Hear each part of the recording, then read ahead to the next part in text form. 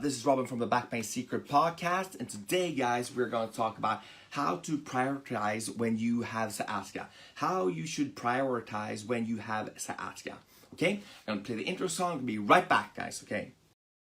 So, here's the important question. How can back pain sufferers like us, who don't want to use prescription drugs or go through surgery, heal our back pain?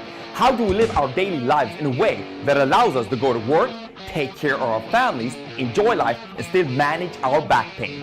That is the question, and this podcast will give you the answer. My name is Robin Wakeham, and welcome to Back Pain Secrets. Okay, guys, so I'm back, and today's topic is how you should prioritize your life when you have sciatica. Meaning, if you have sciatica, you have pain in your back, buttocks, down your leg, okay? You have problems sleeping, walking, sitting down, lying down, okay? And it's a pain in the butt. And because of all your pain, you can't be doing everything in life, okay? So this is an episode, basically what you should do to help you prioritize so you can fix your sciatica, okay? And get time to fix your sciatica. As always, I have a patient story, and we can call this lady Elizabeth. It's a made-up name, of course, to protect the innocent. So she's 45 years old, she's married, she has 2 kids. She's working as a nurse, which she loves, but she's been suffering from sciatica and back pain about 5 years. Most of the time when she's at work, she's doing a lot of lifting and twisting and turning, okay? And that's irritating her back, and it's increasing her sciatica pain. Externally, when you meet Elizabeth, you can see she's one of these lovely people that just want to help the whole world, right? She wants to be loved by everyone, and she has her role model in life is Mother Teresa, okay? Just to like set the stage for how this woman thinks, okay? And internally though, and this, as always, like not the first visit, but after a few visits, she was telling me about this, you know, but internally Elizabeth was feeling tired all the time, okay?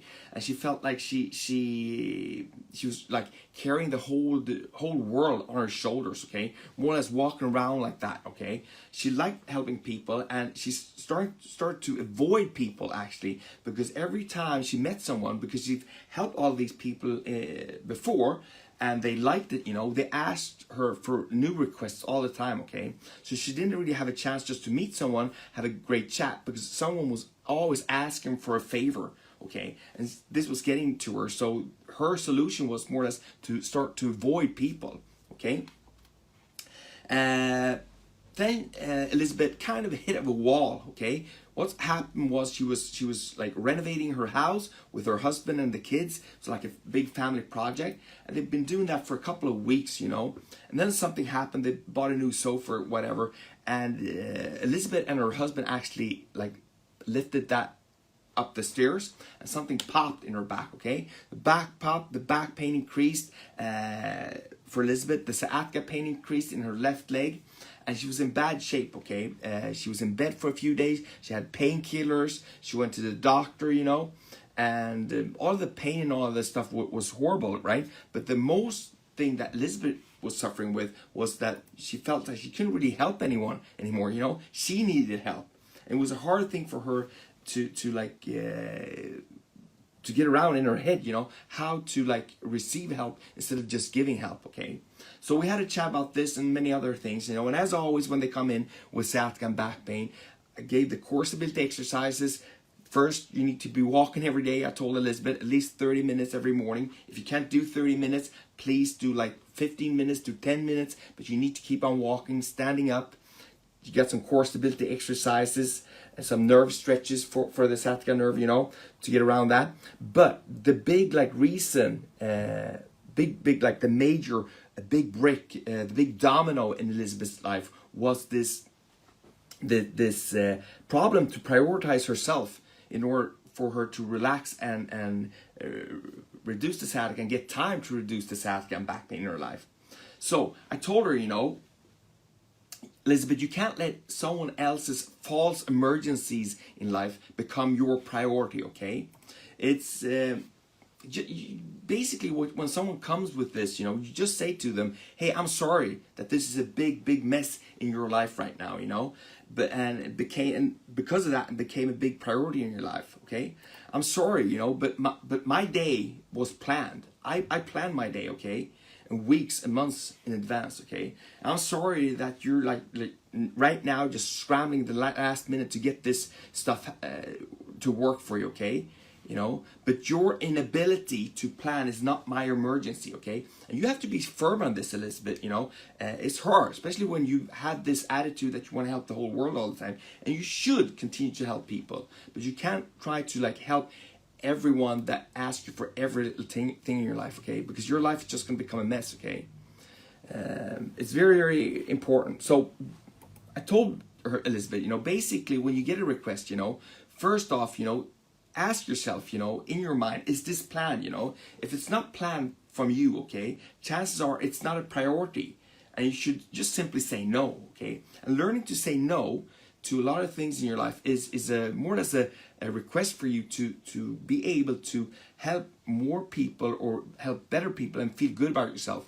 Because if you can't like feel good about yourself on a daily basis and you're just trying feel like every request you get is a drag, then you're not going to be able to help a lot of people, okay? So number 2, you know, ask yourself, do I own this, okay?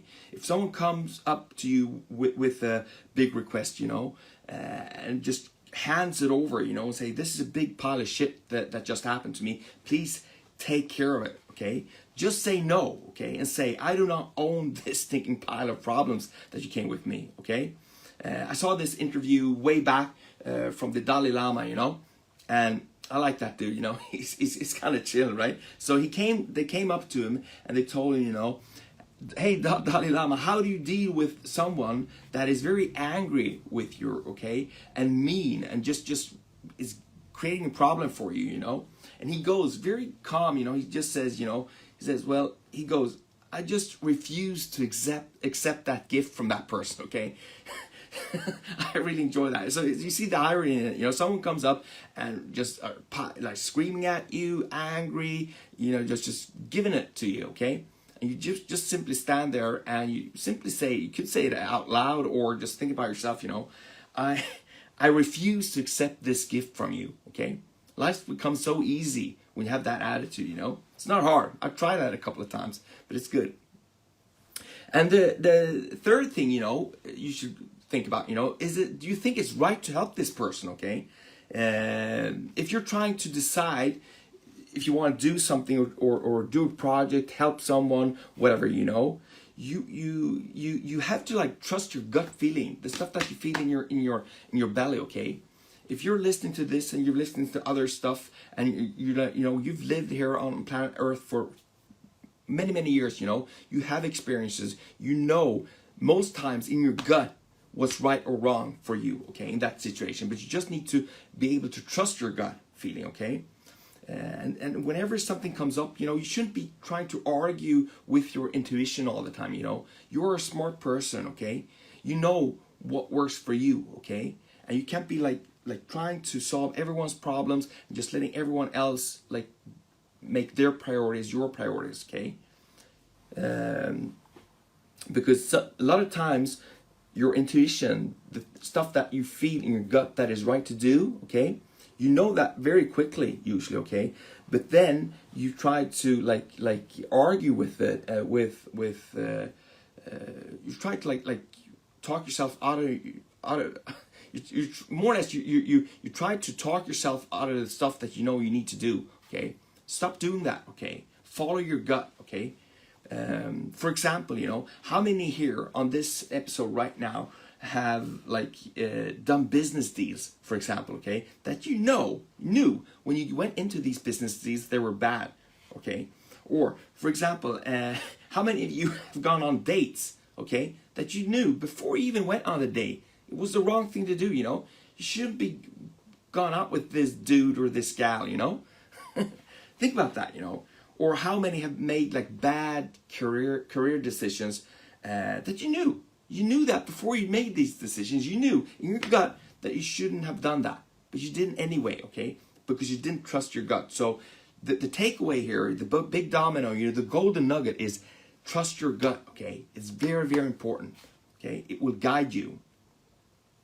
And the third or fourth thing, you know, when someone comes with a request to you, you know, is it a real need, okay? You need to figure that out, okay? When someone wants something from you and they want it straight away, you know, you can say something like this and like, you know, thank you for letting me know, you know. I get emails, okay? A lot of emails, guys, from requests from all over the world with back pain questions and stuff, and I can't help the whole world, okay? So when someone writes something like this, like an urgent request, I go like, thank you for letting me know that you want this, for example, for Friday, 1 or 2 days, in 1 or 2 days, okay? May I ask you a question, you know? Could you tell me the date and time? If you do not get this, homes will burn down, you will die, and your reputation is ruined, okay? I saw this from someone called Brendan Bouchard that was excellent on how to handle people, and I kind of use it. I mold it, I changed it around a bit, but it's basically I'm trying to figure out if it's really a need, okay, or a preference, okay, and if it's really an emergency, to try to like distinguish between those, you know. It's because the takeaway here is that most people's deadlines that they come with you, they say they have a deadline, they're more or less preferences, okay? It's not the real deadline, it's the preference they have, okay?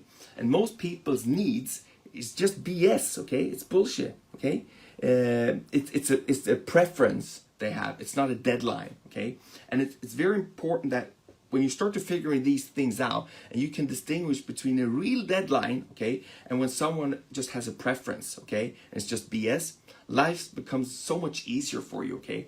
Because the thing is that everyone is walking around, and if everyone is walking around and piling up like emergencies on you, and they more or less demand that you solve them, because they're gonna get angry with you if you don't do it, because you've helped them so much in the past, okay?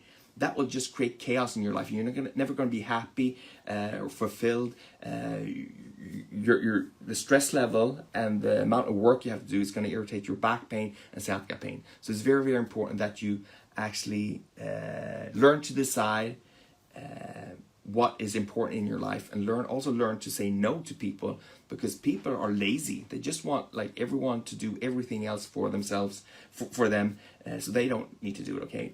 And I'm not saying that you should become an asshole. You should help people. But in order for you to help the right people, the people that are in really big need, you can't be saying yes to everything else. Okay, guys, that was a short one today. I hope you have a great Monday, okay? I'm going to go off for my morning walk now. And I'll see you guys tomorrow. And guys, remember, just one step away from healing your back pain. Bye-bye. Want more back pain secrets? Then go ahead and get your free copy of my best-selling book, Back Pain Secrets, at backpainsecrets.com. Inside this book, you will find my top secrets to healing your back pain without prescription drugs or surgery that have helped thousands of other people just like you.